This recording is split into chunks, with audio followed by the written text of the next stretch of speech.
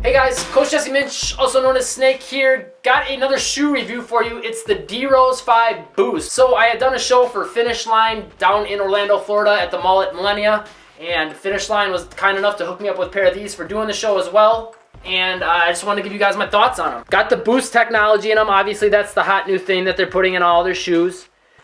Me personally, I felt it, but I don't feel it. Maybe it's because I'm used to, for me, like the kind of cushioning I'm really into hardcore right now is Lunar Line, where it's unlocked, where it's the actual insole and it's actually right touching your foot like in the Kobe 9s. I just love how that feels. So maybe I'm kind of spoiled by that, or just, I'm used to really feeling it right on my foot. To me, the Boost is nice, but it's not amazing. No complaints, but at the same time, I don't, feel like it's like over the top awesome. Like, oh my gosh, I can feel this. It's so awesome. Traction.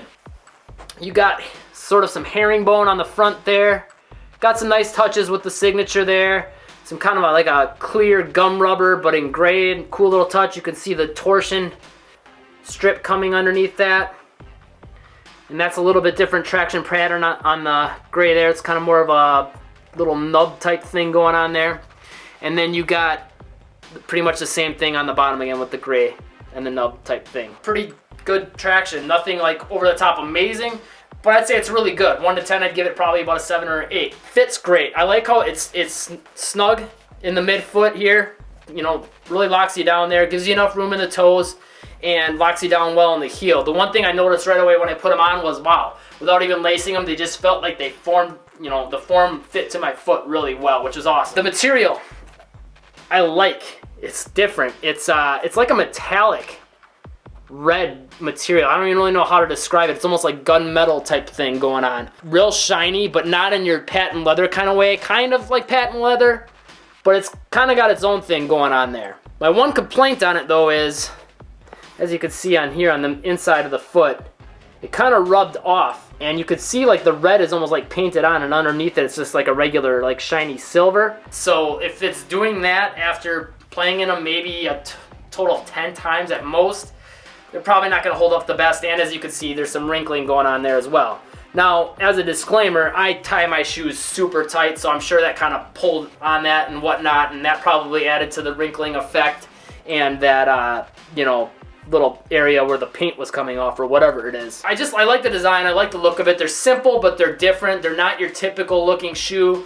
Some people like them, some people don't. I think it's cool. It's different, once again, but simple. Nothing crazy, but at the same time, not your typical shoe that you've seen before. Love the D-Rose logo as always. Got that on the back. And I like how they just added like kind of like the light powdered blue with white speckled laces out of nowhere. Thought that was a cool little touch, just kind of unexpected. Doesn't really have anything to do with Derrick Rose's colors. And then the other nice little touch that they added was, as you can see here, this material on the back, it's almost like sweatpants. It's almost like jogging pants. Slightly charcoal, pebbled colored thing going on. Now, I have to give one big thumbs down on something personally. Now, different strokes for different folks. Some people might love this. In fact, I talked to one person that does have these, and he loves that this thing that I don't like. And for me, they're too stiff. You get some bend up here, but this torsion to me is just too restrictive, too stiff. I feel like my foot can't bend enough, and it's like the rest of my legs just feel incredibly sore the next day every time I wear these for whatever reason, because I think my feet aren't able to contribute to the running and jumping motion as much as normal, and they're basically completely locked into being a brick.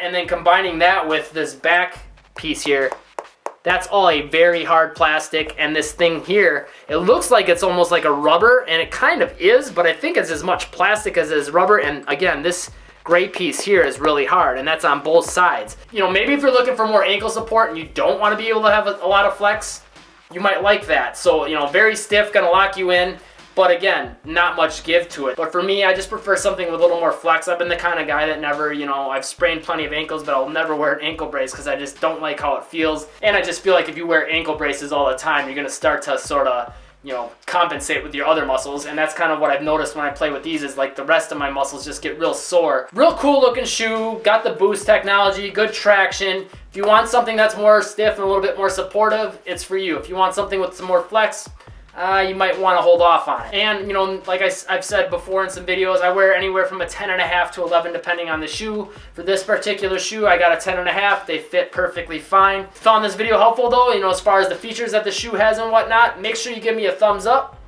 Also, leave a comment down below. Let me know what you think about these. If you have them, you know, what you think about how they play. Let me know if you prefer a shoe with more or less flex. And let me know what you think about the shoe in general, you know, if you like how they look and whatnot.